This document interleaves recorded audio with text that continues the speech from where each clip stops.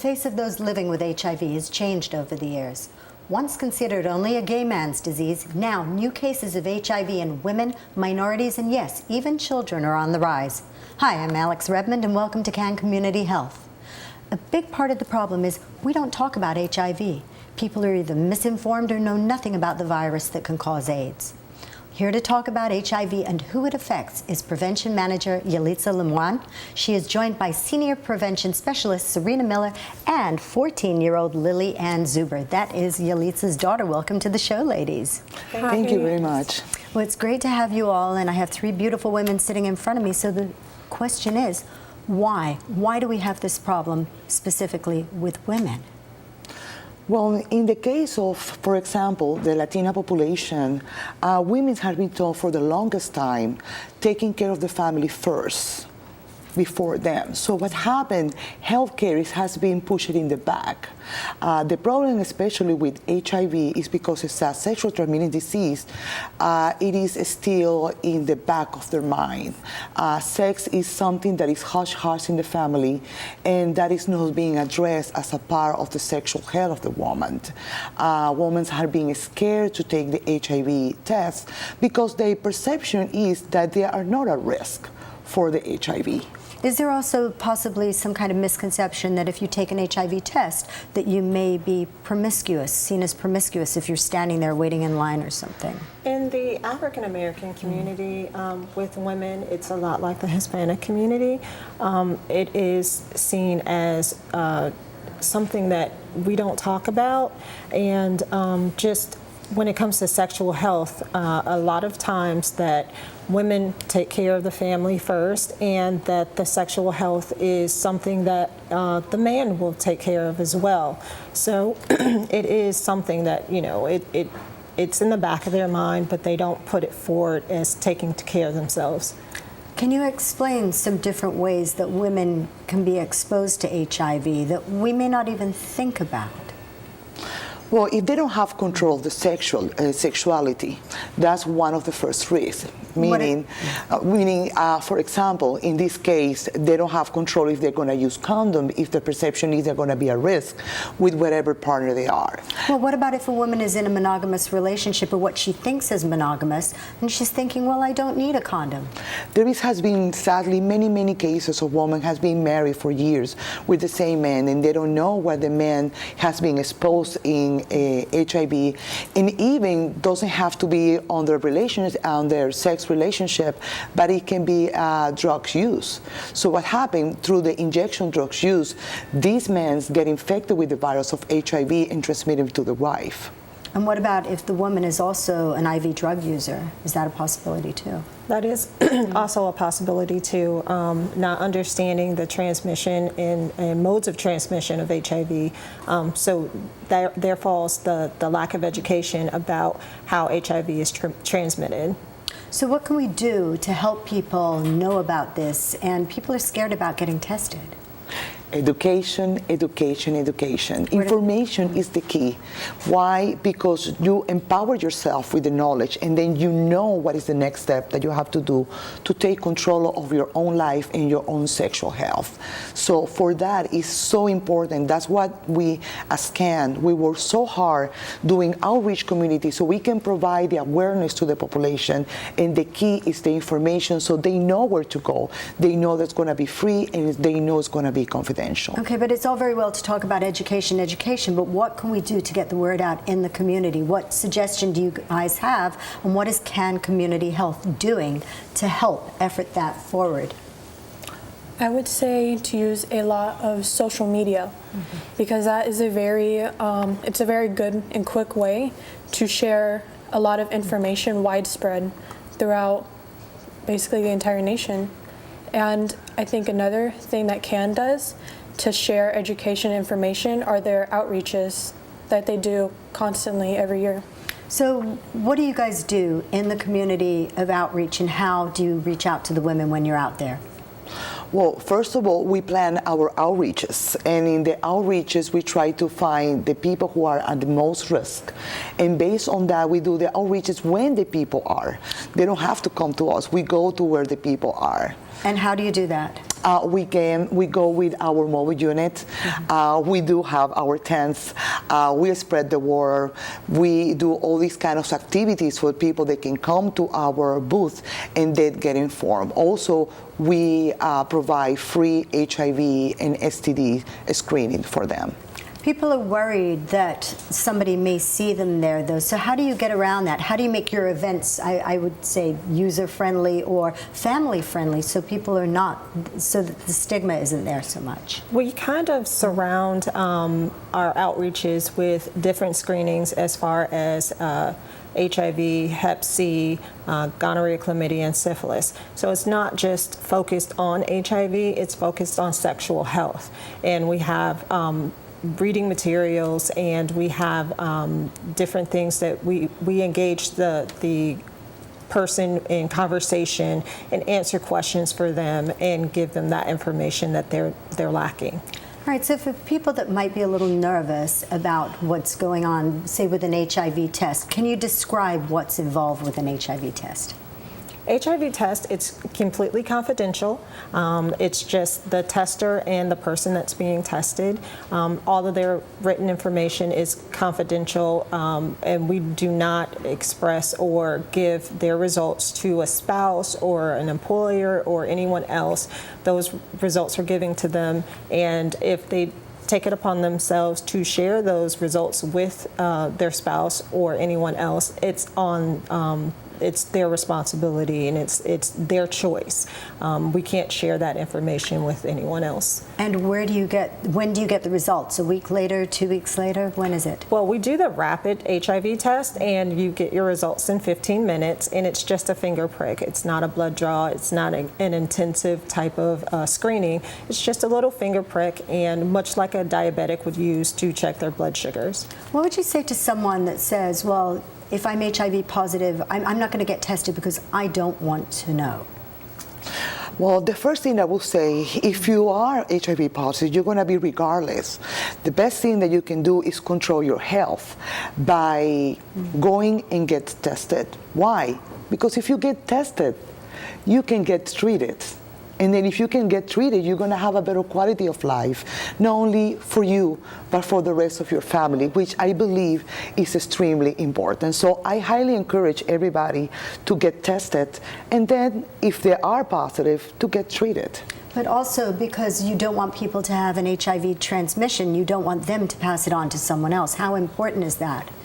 It's very important for a person that is unknowing of their status to know their status, and like Yalitza alluded to, getting the treatment and getting the care that they need so they can take care of themselves, and they can also take care of those they're possibly coming in contact with sexually.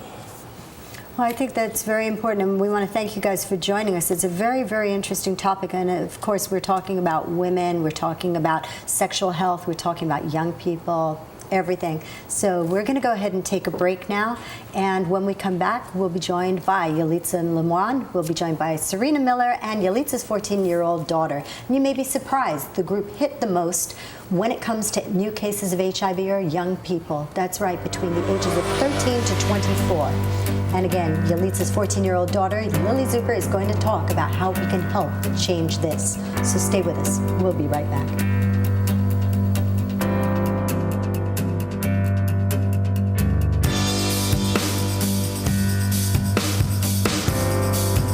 Florida is #1 for beaches. The Sunshine State also leads the nation for new HIV cases. The opioid epidemic makes the fight against HIV and hepatitis C more challenging. Minorities, women, young people, And seniors are most affected by HIV.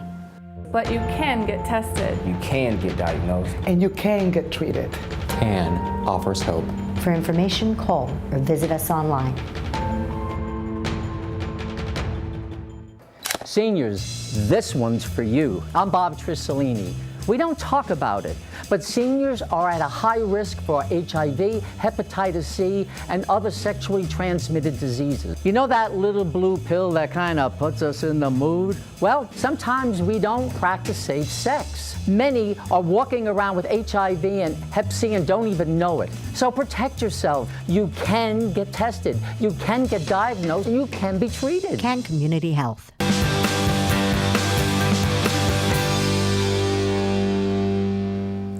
We're talking with Prevention Manager Yalitza Lewan, Senior Prevention Specialist, that is Serena Miller, and 14-year-old Lily Ann Zuber. That's Yalitza's daughter.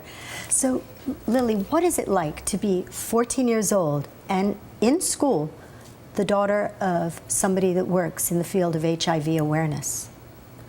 I feel like with my mom, who always talked about HIV and AIDS and all that it entails, that I know a lot more than the average teenager. And I was really surprised because when I went talked about it in school, a lot of kids didn't even know what HIV or AIDS stood for, which one came first, what was the difference. And they were always awkward and uncomfortable to talk about it, whereas I was very open with it because I lived with an open mom. Why do you think that kids are not talking about HIV or about sexual health? I think it's many things. One of the things I would say it would be is stigma because of all the bad air around HIV or AIDS, that kids don't really want to talk about it because they feel ashamed or awkward or just uncomfortable. And I think another thing would be that parents, they don't really want to talk about sexual health or anything sexual with their children. They would rather just them to not know anything at all because they think that if kids learn about it, then they'll somehow get it or do sexual activities, which isn't true. Well, I guess I would ask Serena and Yalitza that is it better to talk about HIV and sexual awareness, sexual health, before someone engages in being intimate, or is it, or should you just wait and just hope that your child doesn't get an HIV transmission? I think that talking about it is giving them the tools to better be prepared when they are ready to engage in sexual activity. It's like having a prevention toolkit. So when we get in a car, we put on our seatbelts to protect ourselves from if we possibly get in an accident. So having those tools to know how to better prepare yourself and protect yourself from any sexual infection or disease is the better way to go than not knowing and not being prepared when they are ready to have sexual encounters. So what about the parent that says, well, if I start talking about HIV and I start talking about sexual health and about prevention, am I then giving my child license to go out there and have sex? Am I encouraging them? It is proven that talking about sexuality and prevention prevent the people to get STDs. It is a myth among some parents that if you talk about that, kids are gonna engage early in sexual activity. Kids are gonna engage in sexual activities when they feel they're gonna be ready. And as Serena was telling, and it was very true, I mean, if you can compare that to a seatbelt, is an excellent comparison because you want your child to have the knowledge to face whatever is going to come before. You know, the same you do when they go to school. You want to prepare them so they know certain skills. Why to leave sexual health as in the back of the room? I believe that is very important, especially nowadays. So Lily, you go to school right now and you're 14 years old. What are they teaching you in school about sexual health and about STDs and about prevention and, protection, HIV prevention? Nothing at all. The fact is that at least in my school, and I believe in the surrounding areas, we haven't even had sex ed yet.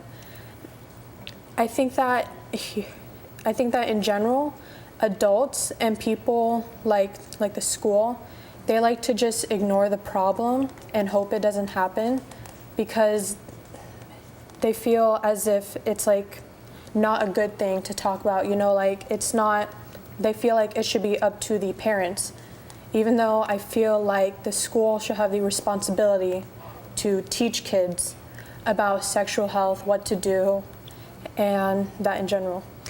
What about your fellow students? I would ask, are they engaging in sex? Are there some students that are having sex as young as 14 or younger? I know that, yes. There are few that are. And I think the sad thing about it is that they don't really know anything about sexual health. They just kind of do whatever. They don't know like how to use condoms or what condoms to use, if there's any pills, if they do get HIV or AIDS. Well, if they get HIV first and then AIDS, they have no clue because they don't have the education tools. Do you think that they think that this would never happen to them, or they just know nothing about it in the first place? I think it's both. They don't know nothing about it, and because they don't know anything about it, they think it won't happen to them. Usually kids my age, they feel like invincible, like they're on top of the world, like nothing bad will ever happen. But that's not true. No one's the exception. What are some of the challenges about getting into the school system when it comes to HIV education and sexual health? With that, it's very difficult to get into schools and educate about HIV and sexual health. And if we do, then there are just certain things that we can talk about. We can't bring up the topic of condoms. We would have to talk to the students after the presentation. How important are condoms when it comes to helping to prevent an STD or HIV as well? Condoms are very important. It's just that added layer of protection from STDs or HIV or any other sexual transmitted diseases, and it protects you not only from pregnancy but from other STDs that are out there and you could be exposed to. So if it is that effective, why then is there so much resistance to talking about condoms? And is there a way that you can talk about it? Is there like a workaround? There is a workaround. We call it the ABCs of prevention, and the C stands for condoms. So we can touch on it a little bit and let them know that condoms are used for prevention, but to go in depth and talk about condoms, we are not allowed to. What happens if a child that happens to be there or a teenager happens to ask you about condoms when they're sitting there and you guys are speaking at one of these school events? I would have to talk to that person after the class is over. What are some of the other verboten or forbidden things that you're not supposed to talk about when it comes to sexual health? With sexual health, a lot of it is focused on abstinence only, and with that, it's been proven that it's not as effective as any other type of prevention. You mean that people don't plan for the minute, the day, the hour, and the date that they're going to have their first sexual encounter? No. I know we all did, right? Exactly. So yeah, I mean, I guess that you would want your children to be armed with the tools to protect themselves before that first encounter, not afterwards. But it's what's the one thing that you think is missing big time in school? What I think is missing? If you were queen of the universe and you could put a program into the school that would serve your fellow students and help raise awareness and keep like those kids that you said are engaging in unprotected sex or not sexually healthy behavior, what would you do? I think that I would install a program that would have special guidance and health counselors for mental and physical health, for everything STD and sexual health. And I think that would be very helpful. And I also think that it would be, very important to instill a sense of openness and understanding in all schools for this type of things. What are some of the misconceptions that young people, and this is you again, Lily, that young people have about sex and about sexual health and HIV? What's the biggest things that you've heard that are like, oh my goodness? The biggest things that I've heard is that HIV is only for LGBTQ plus communities, like only for them. And they also think that HIV and AIDS are the same thing when they're not. You get the HIV first, which is a virus, and then the AIDS come, which makes you susceptible to a number of different illnesses. I think that we better get you to host the show next time that we do one of these. That was absolutely amazing for one so young, 14 years old. Thank you. All right, that's absolutely excellent. Well, we're going to go ahead and take another break, but in the meantime, for information on CAN Community Health, you can call or go to cancommunityhealth.org. That's cancommunityhealth.org, and we'll be right back. Hi, I'm Dickie Smothers. You may know me as one of the Smothers brothers, and then again, maybe not. That's not why I'm here. I'm here to talk to you about something serious. Hepatitis C. No laughing matter. It can lead to cirrhosis of the liver, even liver cancer. Baby boomers are most at risk. You could have Hep C and not even know it. You can get tested, you can get diagnosed, and you can get treated. Hep C can now be cured. For information, call or visit cancommunityhealth.org.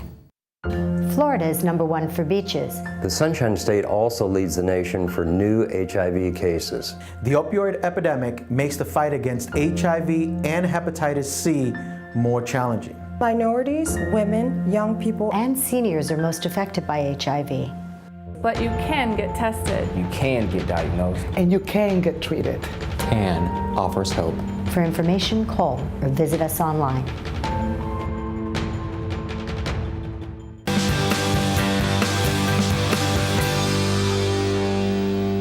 Thanks for watching CAN Community Health. I'm your host, Alex Redman, and today we're talking about HIV and exactly who it affects most right now. That would be women, young people, and yes, minorities. So let's talk about the minority population here in our community and beyond, and why is it such a barrier to get people to know about HIV, get tested, and get treated? What's going on?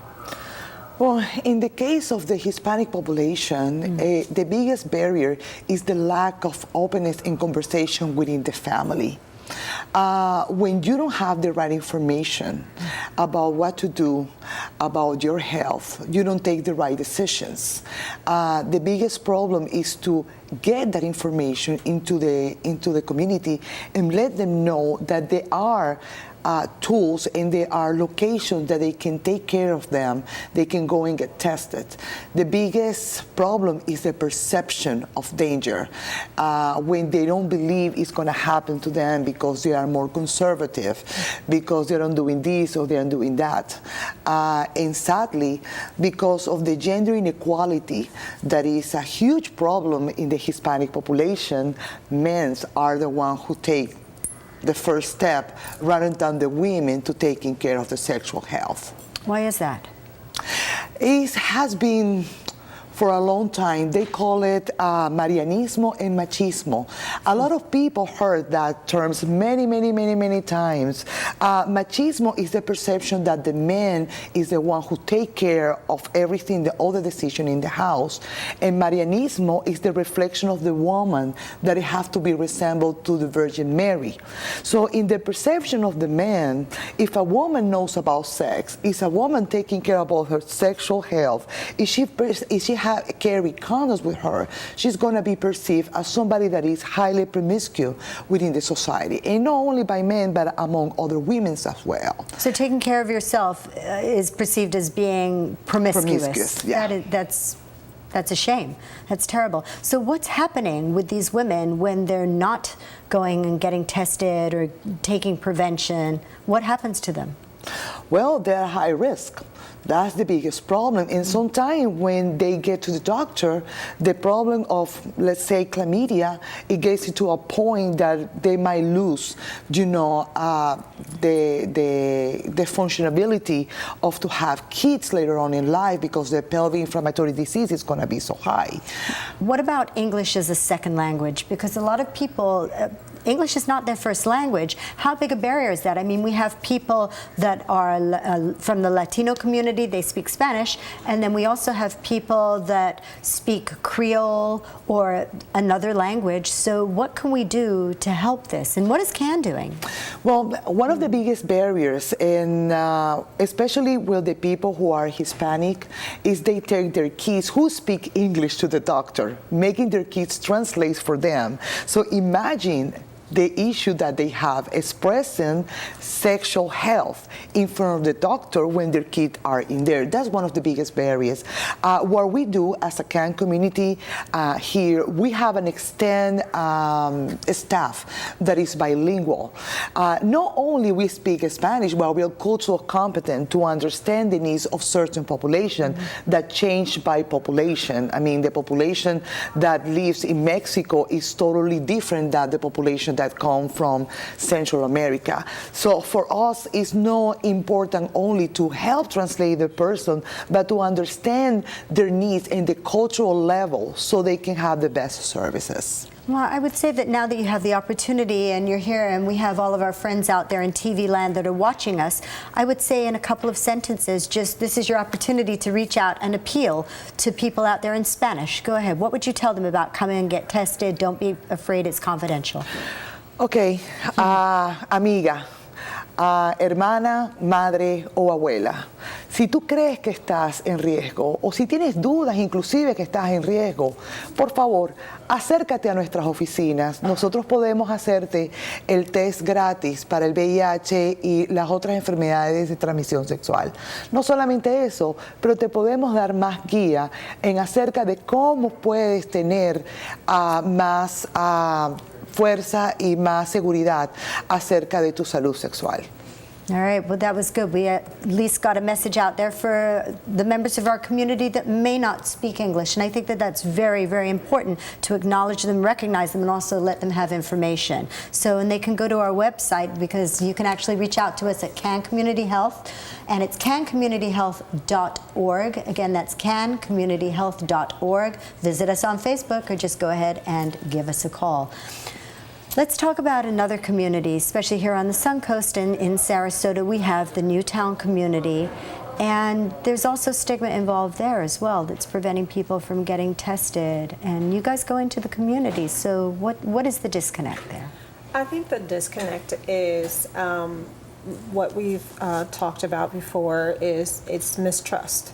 A lot of times in the African American community, there's a mistrust with healthcare providers, and they don't reach out to receive those services that are available to them. Also, I think that it's just a lack of education about sexual health and how to better protect themselves when it comes to their health. I also think that a lot has to do with, especially in women, that we take care of the family first, so our sexual health tends to take a back seat to getting the treatment that is needed. And do the mobile units go out there into the community and test close by? Yes, we do. Our mobile units go out to various agencies and places of business and test. And we also have condoms free and available to a lot of the businesses that are in the Newtown area. And again, you can go to CAN Community Health. Thanks for watching, and we will see you next time.